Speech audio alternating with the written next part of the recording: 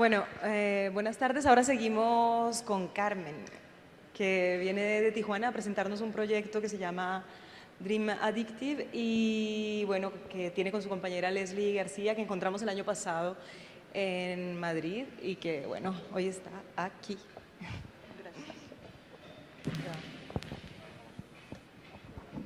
Bueno, buenas tardes. Mi nombre es Carmen González. Pertenezco al colectivo Dream Addictive, que trabajo con Leslie García fundamentalmente, pero tenemos proyectos en colaboración con diferentes artistas o gente que trabaja distintas disciplinas, ¿no? A veces trabajamos con maestros o gente que se dedica a la pedagogía, trabajando la metodología en los procesos creativos. Y bueno, les voy a platicar un poco así como la historia, para no extenderme mucho, porque yo sé que todos acabamos de comer y estamos así como despacio, ¿no? Bueno, un poco la historia del proyecto de nosotros, que algunos ya conocen, tiene que ver mucho con dónde nos encontramos localizados geográficamente, ¿no? El proyecto Dream Addictive, cómo surgió. Pues como ven, Tijuana está hasta el extremo norte de México y estamos muy alejados del centro y de las ciudades principales pues del país, ¿no? Y a pesar de estar en frontera con Estados Unidos, el intercambio cultural o económico no se siente en la ciudad, pues, ¿no? Los mexicanos sí influyen en la cultura estadounidense y influyen económicamente, pero no se podría, como se llega a pensar a veces, que es muy ventajoso estar cerca de Estados Unidos. Hay un dicho que dice que México tan lejos de Dios y tan cerca de Estados Unidos, ¿no? O sea, de pronto es muy conflictivo en el sentido de que estamos muy aislados en el interactuar de lo que sucede en el país y también con Estados Unidos, ¿no? De algún modo es como si fuéramos un tercer país de repente, ¿no? Prácticamente es una isla, ¿no? Entonces moverse es difícil.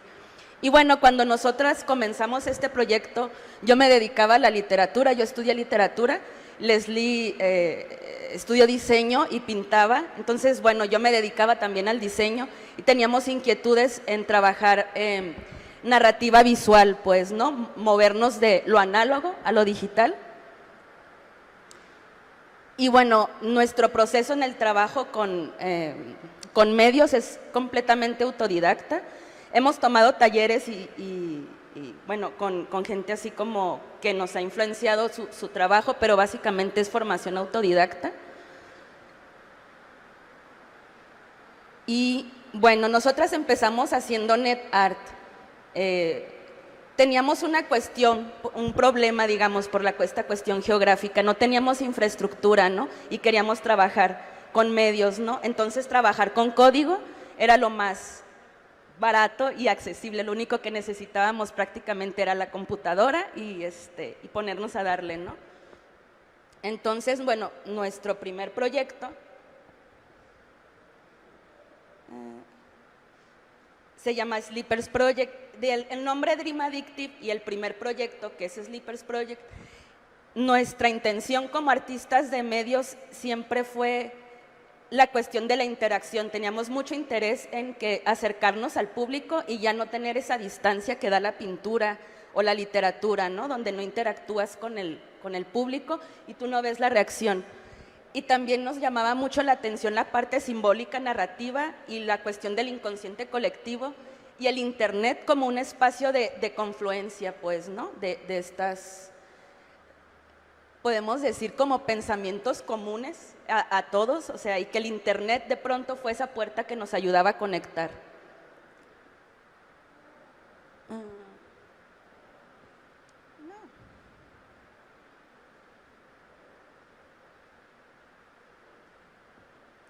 Y bueno, los diferentes proyectos, Ambient Frames, el Flash Generativo, todos eran proyectos de net art. Y teníamos un problema también, ¿no? Teníamos varios. O sea, era una cuestión de la infraestructura. Uno, no había infraestructura en la ciudad.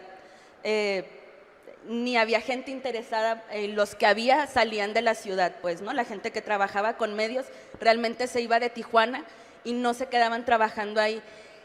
Y la otra cuestión es que no había espacios para presentar proyectos, ¿no? Entonces Internet para nosotros fue como todo, ¿no? El espacio donde podíamos aprender a estudiar, publicar nuestros trabajos y armar redes, ¿no?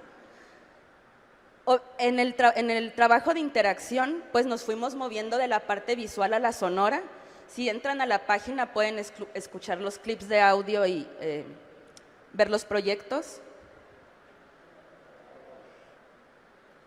Y bueno, en esta cuestión de mover los proyectos, que en ese momento para nosotras ha sido un proceso, pues, ¿no? El trabajar con medios. Ahora estamos trabajando cuestiones de metodología y muy engranadas en la parte del open source, abrir el código, abrir la parte técnica, ¿no?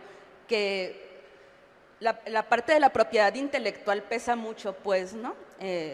Por lo menos en México y en Tijuana también. Y una cosa que nos pedían mucho era como la propiedad del código.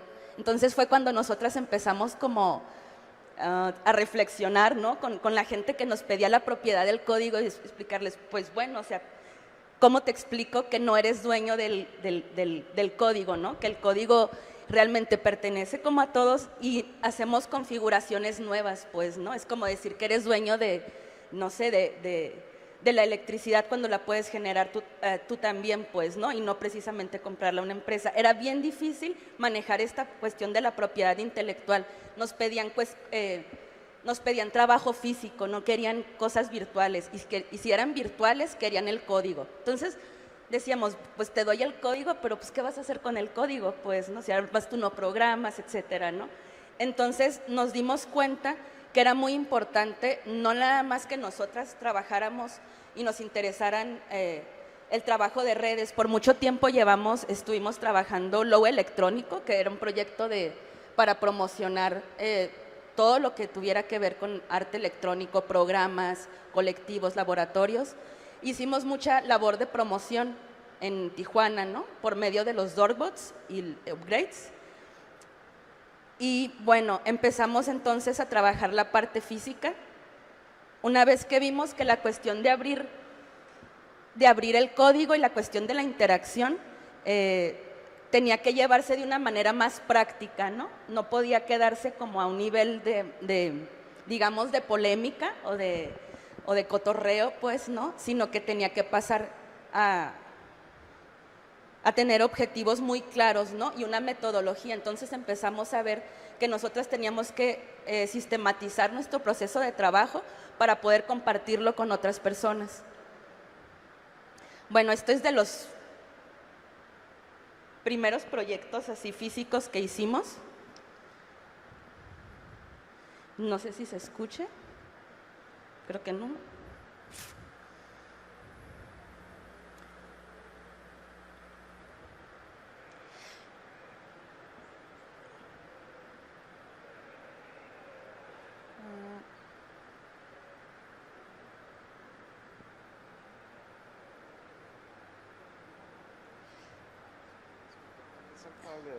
Ah, ok. Para que lo conectes. Ah, ok.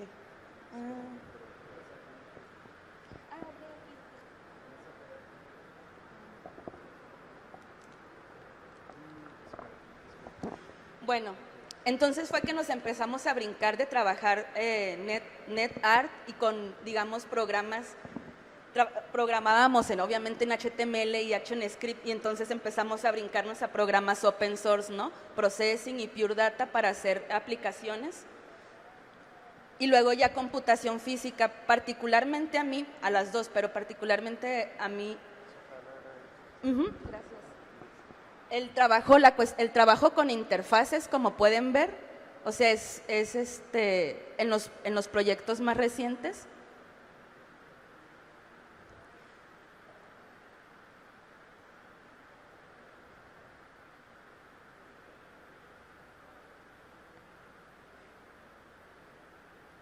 Pues fue como el motor, ¿no? De pasarnos de la parte completamente digital a la parte física. Y empezando a trabajar la parte física fue que empezamos a trabajar otro proyecto que es Protolab, que es un laboratorio en el sentido de un espacio interdisciplinario de colaboración.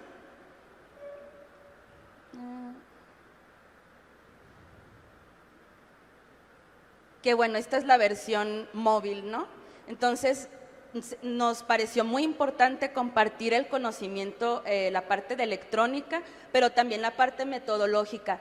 ¿Cómo sistematizas el conocimiento? Tú como artista terminas siendo bien multitasking, ¿no? O sea, haces de todo, pues, ¿no? Haces la gestión, organizas los programas, invitas a la gente a colaborar, se arma el proyecto, ¿no? Y bueno, una de las reflexiones como artistas, pero también como promotoras de la cultura, porque hemos hecho promover el uso del open source y abrir las fuentes, ¿no? No quedarte con tu conocimiento, porque en sí, cuando tú te quedas con un conocimiento, se muere, pues, ¿no? La única forma es abrirlo, ¿no? Repartirlo. Entonces, bueno, les comento rápidamente una reflexión en construcción. Compartir el conocimiento adquirido mediante prácticas creativas utilizando la tecnología como medio comprende varios retos. El primero es proponer una metodología, hacer comprensible una serie de prácticas que son objetivas en lo técnico y metodológico y subjetivas en su telos, en su fin y en su sentido. Porque, bueno, nuestro trabajo es muy estético, ¿no? Al final somos unas estetas, pues, ¿no? Y nos mueve mucho esta parte,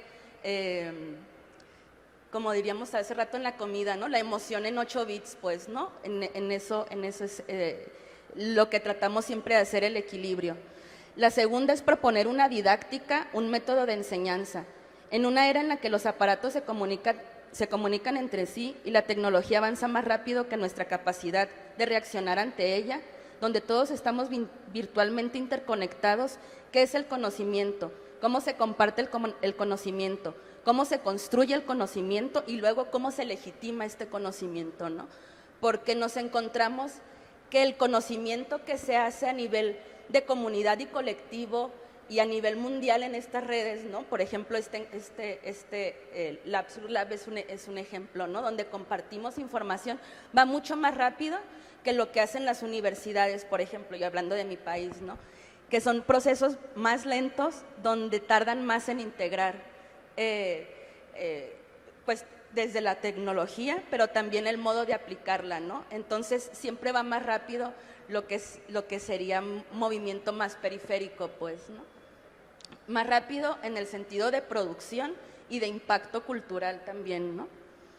El tercero es hacer una propuesta coherente que integre la praxis desde todos sus ángulos, desde el telos, o sea, el objetivo, ¿no? Último del proyecto, la metodología y la didáctica. El artista de medios oscila entre 5 puntos de referencia. Puede decirse que es un ritmo. La inspiración, que proviene básicamente de la comunicación de nuestros sentidos con nosotros mismos y con el mundo, ¿no?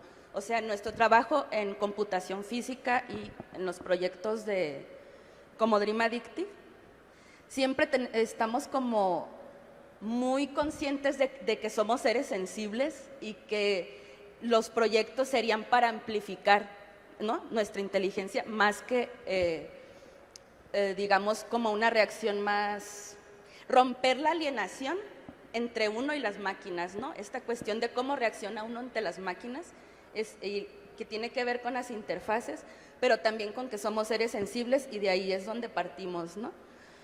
El segundo es el bocetado y el registro de ideas, imágenes, técnicas y todo lo que sea útil al trabajo.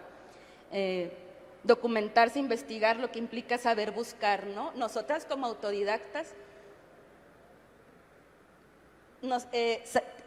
tenemos muy claro que el conocimiento también implica saber buscar, ¿no? Para mí, de algún modo es como un sueño, esta época donde existe el internet, y cuando yo era niña no existía, y entonces yo leía un montón y quería comerme todos los libros y decía, nunca voy a alcanzar, nunca va a estar toda la información accesible, y ahora que está toda la información accesible, no me va a alcanzar la vida para poder ver y conocer todo, ¿no? Entonces, saber buscar es un criterio que bueno, en nuestros talleres armamos de manera interdisciplinaria, porque nos parece que la construcción colectiva del conocimiento obviamente no viene de una sola dirección, sino que tiene que ser interdisciplinario intercultural y muy con métodos más bien creativos, retomando la parte técnica, ¿no? El cuarto sería construir, crear, realizar prototipos físicos o virtuales. Y el quinto sería registrar el proceso, sistematizar el conocimiento y la experiencia adquirida en el desarrollo de prototipos y luego compartirlo. Voy a tomar agua.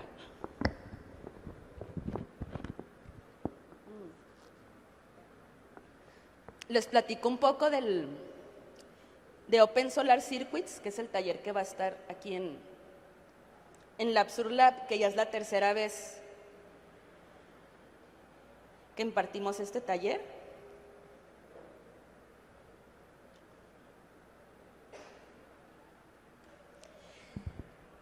Porque Open Solar Circuits para nosotras es, digamos, un proyecto que reúne todas estas características que les estamos mencionando, ¿no? Open Solar Circuits es un repositorio abierto, es decir, es una base, un marco de trabajo más bien, un framework, ¿no?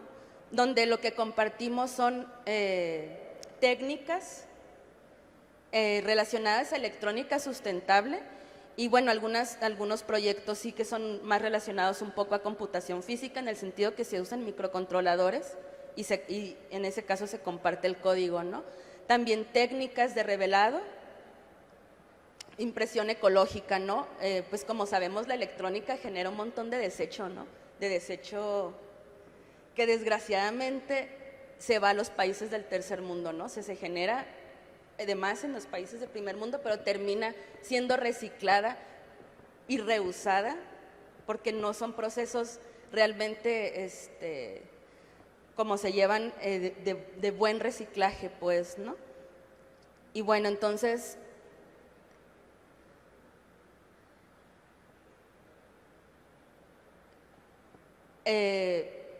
usamos técnicas de impresión ecológica, con celdas solares también trabajamos y con otras técnicas que los colaboradores van digamos, trayendo de su propia experiencia, porque Open Solar Circuits es un proyecto colaborativo, ¿no? La gente ingresa la información a la página y durante los talleres realmente entre todos armamos qué tipo de proyectos vamos a hacer y lo que compartimos es una técnica y una metodología para que la gente luego desarrolle lo que quiera, ¿no? Si la quieren trabajarlo a nivel como artistas o con fines recreativos o con fines educativos, porque incluso entran muchos maestros que trabajan con niños y empiezan a utilizar estas técnicas para sus clases, ¿no? Músicos, ¿no? Déjame regreso por acá, les pongo algo que tenga audio. Y bueno, el taller de Open Solar Circuits va a ser en el Parque Explora. Es por inscripción, pero si alguno quiere o todos quieren ir, realmente es más, podemos estar trabajando y compartiendo técnicas. Si se tienen chance de darse una visita, una vuelta, visitar un rato el taller, podemos trabajar algo, ¿no? Vamos a trabajar prototipos electrónicos, básicamente musicales, la Atari Punk Console, un piano, un mixer, amplificadores, lámparas inteligentes, ¿no? Sensibles a la oscuridad y que se prenden, ¿no? de noche, ¿no? Y cargan de día. Y bueno, los proyectos que traigan los colaboradores, ¿no? En España, que fue la primera emisión del taller, tuvimos varios colaboradores, por aquí anda María Paula, y estuvo muy interesante porque había quienes trabajábamos la parte técnica y estética, pero también ha habido mucha reflexión pedagógica y metodológica alrededor de Open Solar Circuits, ¿no? La segunda edición fue en San José, en la Bienal de San José, que está muy cerca de San Francisco, muy diferente obviamente la dinámica, pero también, ¿no? Nuestros colaboradores estuvieron trabajando en el proyecto y quienes están inscritos al taller, yo no los considero como inscritos, sino como colaboradores, ¿no? Entre todos vamos a ir armando los proyectos y la cuestión es documentarlo para poder compartirlo, ¿no? Finalmente esta cuestión de la documentación se vuelve muy importante para poder compartir la información. Entonces en ese sentido es cuando digo que somos muy multitasking, ¿no? O sea, te pintas las uñas, tienes que grabar, luego tienes que editar, ¿no? Tienes que hacer, y todos los colaboradores también son multitasking porque es como una casi obligación de esta época, ¿no? Conocer un poco como de varias técnicas, pero también para poder trabajar con gente de diferentes perfiles profesionales o diferentes perfiles culturales, pues, ¿no?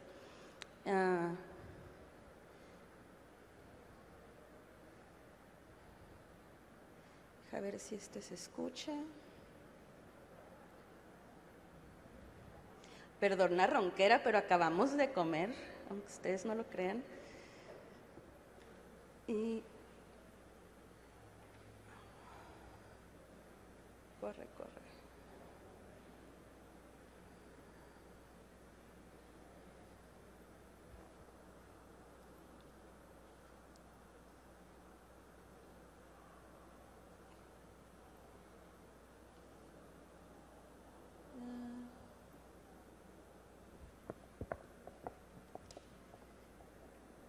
¿El cable del audio?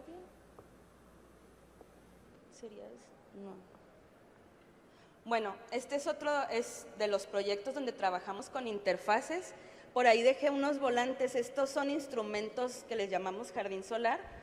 Y bueno, son secuenciadores, instrumentos electrónicos que funcionan con celdas solares. Y bueno, está toda la documentación en línea. Pueden entrar, descargar los códigos, descargar el diseño de los prototipos o hacer otro tipo de diseño, ¿no?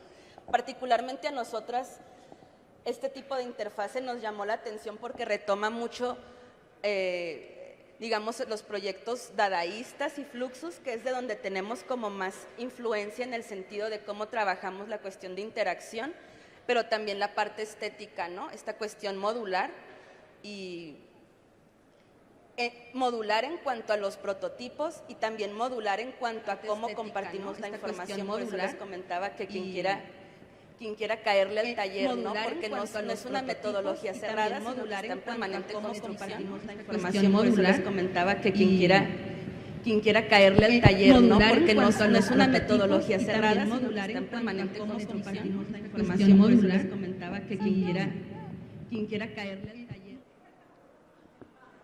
Ese sí es arte sonoro. Tiene hay que ponerlo al de la máquina. Ese sí es arte sonoro.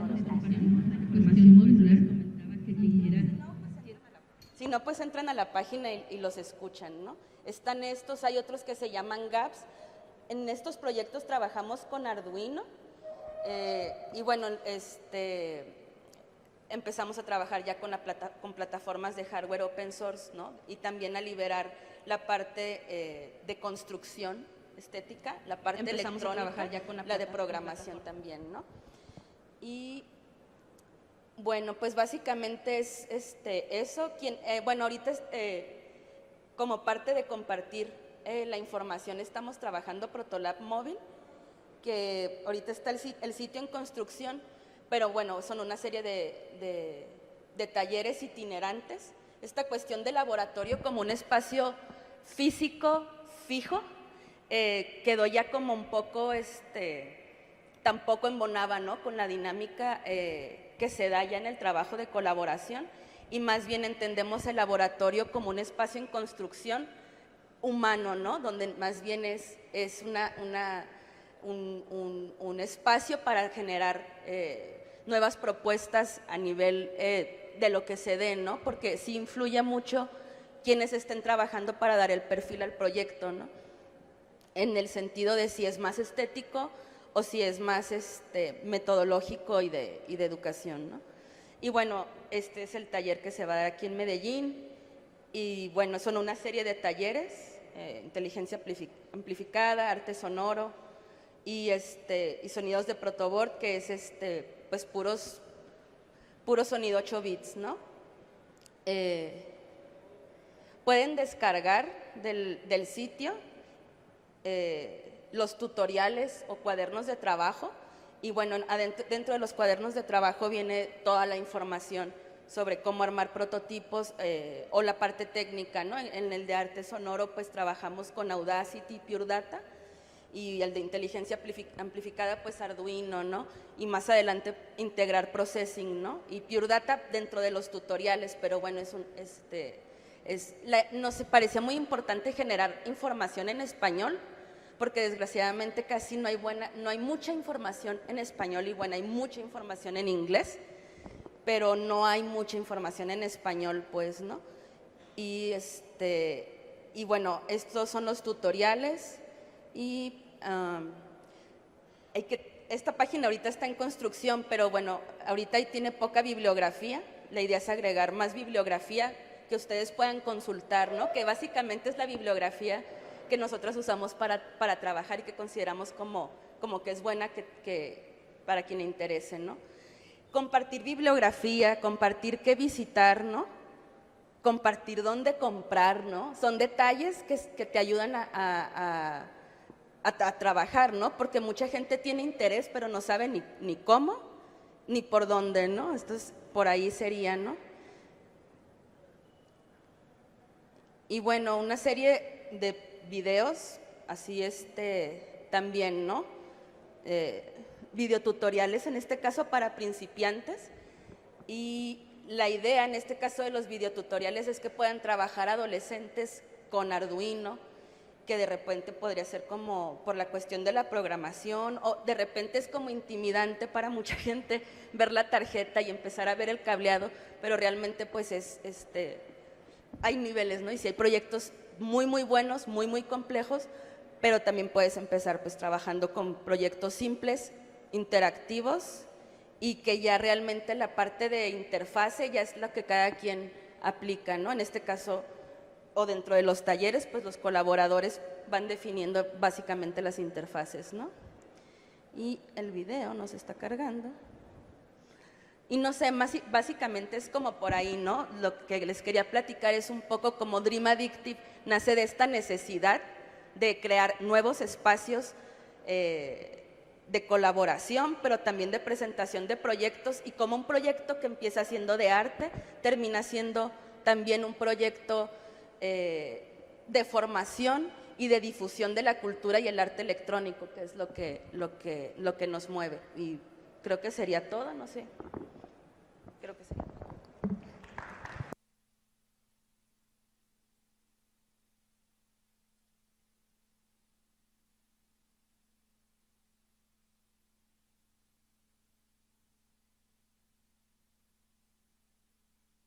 Sí. Bien, si alguien quiere hacerle alguna pregunta, tenemos unos minuticos. Bien.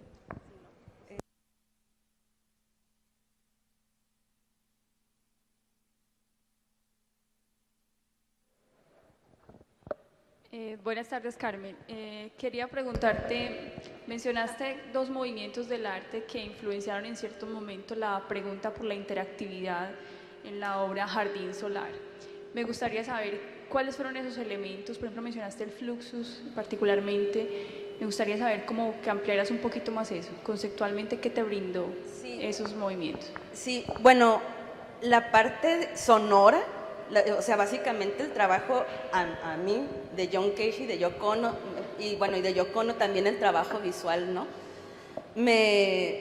Es un trabajo que ¿no? me abre pues el cerebro o el corazón, en el sentido que son nuevas formas de relacionarte con cosas que ya tienes. Somos seres bien habituales, ¿no?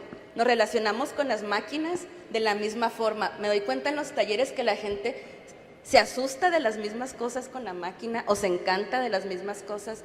Y el trabajo de los dadaístas y de los Fluxus era precisamente darle la vuelta, ¿no? Los objetos que tú ves y con los que tienes una relación habitual, darles, digamos, un impacto poético, pero ese impacto poético era una acción, o sea, siempre había una acción, ¿no? O intervenir un piano, por ejemplo, ¿no? Intervenir un espacio. El trabajo de Moholy Nagy también es así como súper importante para mí, como estéticamente, y en el sentido también que fueron los primeros, en el caso de Moholy Nagy, Man Ray, etcétera, dadas y surrealistas, que empezaron a trabajar también la parte visual, que luego recuperan los Fluxus, ¿no? Que son como, digamos, bueno, para mí están como muy encadenados en el sentido de que es la secuencia de ese trabajo, ¿no? Y en ese sentido creo que estaban bien adelantados o veían veían bien claro el impacto de la tecnología y de los instrumentos, esa relación alienada que tenemos con la realidad. Entonces, particularmente como Dream Addictive, lo que siempre queremos es romper esa relación alienada, ¿no? O sea, te relacionas de un modo, ese modo no es, ¿no? Dale la vuelta, siente otra cosa, ve otra cosa, conecta otra cosa, interconecta información, ¿no? Es como sorprender.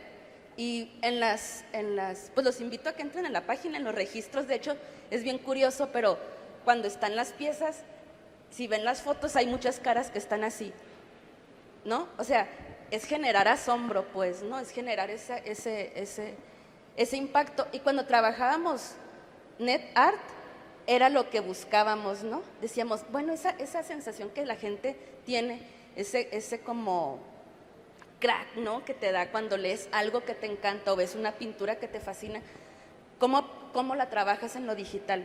O sea, ¿cómo con una máquina puedes sentir eso? O por el internet, sentir eso mientras tienes todas estas ventanas abiertas, ¿no? Es otra relación. ¿Cómo romper esa relación alienada con la tecnología? Entonces, esos movimientos fueron bien importantes en ese sentido, ¿no? Para nosotros en la construcción del trabajo digital y de medios, y ya más recientemente electrónico, ¿no? Muchas gracias.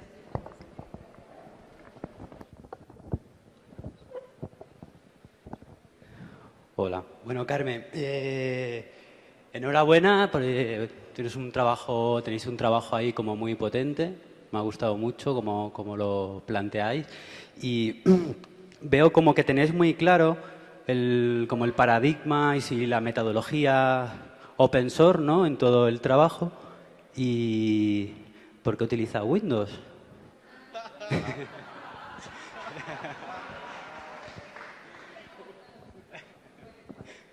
Es algo curioso, pero bueno, uso las dos, uso Windows y uso Mac. Y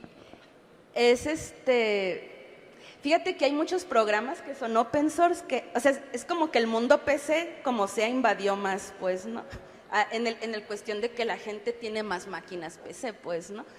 Y entonces, eventualmente, cuando estás trabajando con proyectos y programas open source, pues a veces están hechos para determinados sistemas operativos, pues, ¿no? Entonces, bueno, yo como doy talleres, pues tengo que tener, digamos, así como en la tiendita, pues tengo que tener de todo para sacar de dudas a todo mundo cuando están instalando programas o cosas así, ¿no?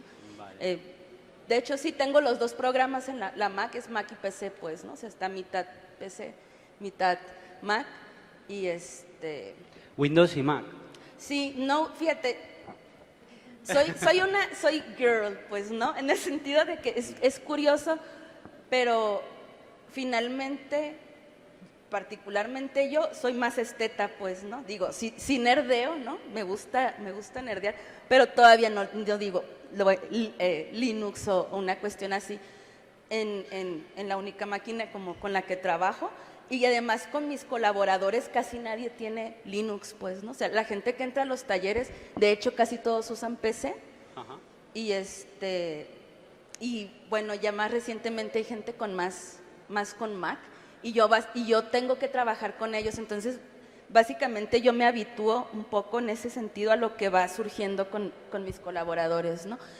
En Tijuana, la onda Linux, haz de cuenta que yo no sé qué onda, pero no, o sea, no es como en el DF, que sí hay como un movimiento bien fuerte. Bueno, hay que iniciarla, ¿no? Creo que es por la frontera, precisamente por estar tan cerca de Estados Unidos. ¿El Bill Gates ahí cerca? Sí, completamente es cierto, porque la gente nada más cruza y compra, pues, y no se quieren como conflictuar. Fíjate, promover la cultura y el arte electrónico en una ciudad como Tijuana ha sido difícil, pues, porque la gente tienen una mentalidad, como te digo, de la propiedad intelectual muy, muy fuerte.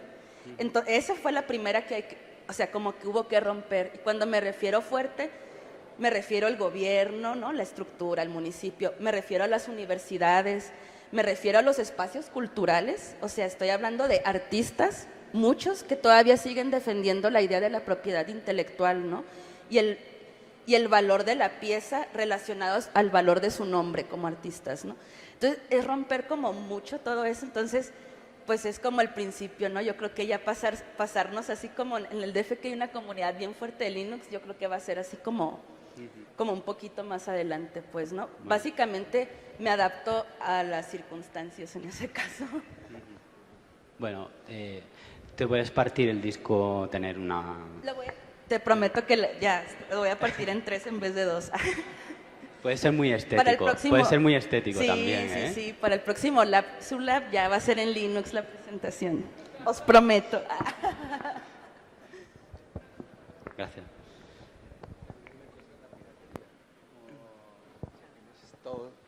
Bueno, era un comentario alrededor de lo que es la piratería en México, que también es como, hay una cuestión legal y demás, pero también hay una necesidad, ¿no? Como acceder a una plataforma Windows o un sistema operativo que lo tienes libre también, ¿no? Digamos, como que la piratería de alguna manera, como que a mucha gente le facilita eso, ¿no? Y lo tienes todo el día ahí y bueno, es como una realidad que vivimos también.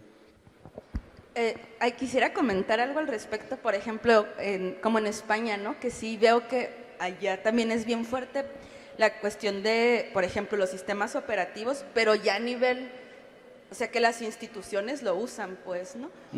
Algunas. En México eso no es, bueno, en No. mi estado, o sea, de donde yo vengo, de cuenta exacto, todo el mundo es PC. Incluso, no debería decirlo, pero en la universidad que trabajaba, quisimos meter esta cuestión de que usaran Linux, y es algo que simplemente no sé qué, no les entra. También Pero, hay como, porque creo que la mayoría de herramientas que utilizáis son multiplataforma y tú puedes sí. estar explicando con Linux y te entiendes con un Sí. Windows Pero porque el pasa processing es igual, ¿no? Sí, Pure Data también. Y esta cuestión de la piratería que es cierto, ¿no? La gente consigue todo, así como el sistema operativo que me consiga gratis, y es como Sí, más lo bien que pasa otra cultura, que esa opción de la piratería, que todas la hemos hecho, al final perpetúa un poco ese sistema. Y cuando también luego pasas a un ámbito profesional, por ejemplo, no puedes, bueno, en España no puedes ir a un festival o a una exposición con tu Windows o con tu programa craqueado porque te pegan el puro. No sé. Sí. Vaya, que es como un nicho cómodo y como que la sociedad, la gente lo maneja, ¿no? Y está cómoda ahí.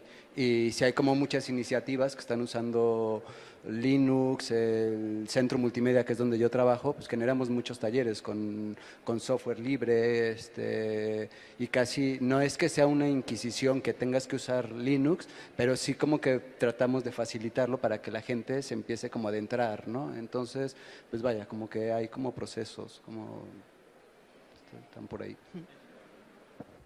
No, que es duro. En España es decir, siempre te encuentras como muchas barreras y vas con un Linux, por ejemplo, a dar talleres, que te va a venir el 90% con el Windows o con el con la manzanita y con todo esto. Pero bueno, poco a poco, la verdad que se ha facilitado un montón poder instalarte ahora. Cualquier usuario normal puede ponerse una Ubuntu, vamos, que no era como hace unos años que tenías que ser un ninja para que te funcionara el teclado o el ratón.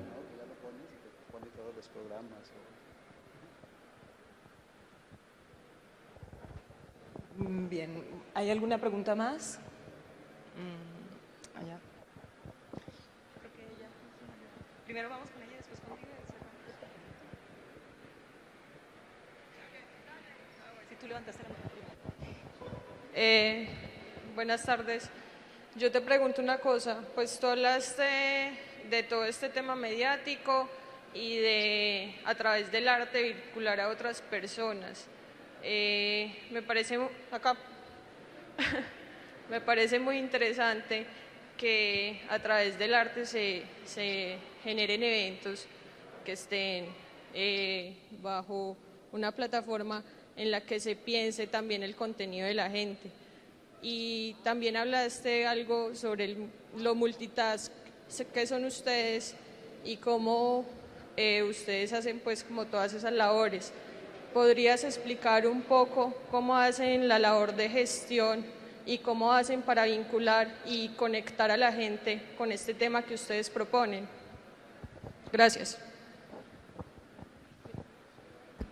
Bueno, sí, fíjate que sí es todo un tema el cómo gestionar, ¿no? Porque una vez que haces como, o trabajas tu propia producción, nosotros nos vimos en la necesidad, en el caso de Tijuana, que estábamos haciendo nuestro trabajo, pero no había público, pues, ¿no? Y el público que había quería la propiedad del código, o sea, no se entendía. Entonces, bueno, obviamente lo primero que hicimos fueron eventos, ¿no? Invitar a gente que trabajaba en Tijuana, o gente que pasaba por ahí de México y gente de Estados Unidos a que presentaran sus trabajos, ya sea de video, de música,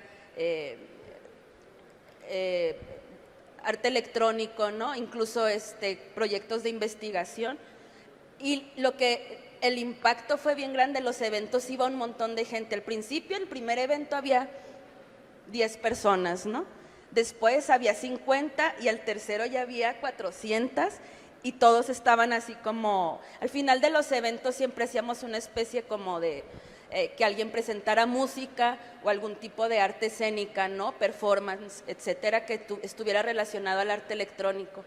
Esa fue la primera cuestión importante, generar como el público, que vieran el trabajo y luego cómo integrar a ese público, cómo hacer que ese público deje de ser público y se convierta en desarrollador. Pues hay que compartir la técnica, pues, ¿no? Si al final la parte subjetiva o estética es bien personal, pero lo que sí podemos compartir es la parte técnica y la parte metodológica. Entonces fue cuando empezamos a hacer los talleres como un modo de generar, que hubiera no nada más público, sino que hubiera ya generación de arte electrónico de ese tipo. Hay muchos músicos y hay mucha gente que hace como trabajo electrónico, más bien de música en Tijuana, pero no de arte multimedia y electrónico. Entonces fue generar desarrolladores y para nosotros con nuestra experiencia ser desarrolladores, ser multitasking, o sea, es hacer múltiples tareas, pues, ¿no? Es tanto saber algo de programación, pero también saber algo de escultura, ¿no? Para construir, saber algo de electrónica y de pronto nos veíamos que también nosotras pues trabajábamos mucho tiempo, nuestro trabajo fue ser freelance, desarrolladoras de páginas web, entonces cuando eres freelance, bueno, aprendes a hacer multitasking y aprendes a hacer muy rápido y en los talleres lo que intentamos como que quede como sembrado en quienes participan es esa idea de poder, de conocer múltiples técnicas, de abrir tu rango pues de conocimiento. No es que domines todas las técnicas, finalmente uno se va apegando, ¿no? a la que más le acomoda, pero sí las conoces lo suficiente para poder trabajar con otra persona. Es decir, a lo mejor yo hago un proyecto de escultórico y hay una parte electrónica que no desarrollo, pero a lo mejor hay alguien que sí, ¿no? Entonces podemos comunicarnos y al final los proyectos se hacen como interdisciplinarios, ¿no? Generalmente integran a un programador, alguien en electrónica y luego quien hace la parte metodológica o el registro y compartir esa información, pues, ¿no? Estoy hablando como de tres nodos, pero ya en la práctica pues son varias personas cubriendo estas áreas y bueno, ese fue como el motor, ¿no? Hacer desarrolladores, que la gente dejara de ser pasiva y se convirtiera en activa como desarrolladores, ¿no? Queda una pregunta por allí, si es corta y la respuesta también podemos hacerla porque ya seguimos con Geomaya. No, todo bien, lo que pasa es que estamos un poco atrasados hoy en el programa, ¿no? Ya está resuelta. Vale, bien. Bueno, muchas gracias, Carmen.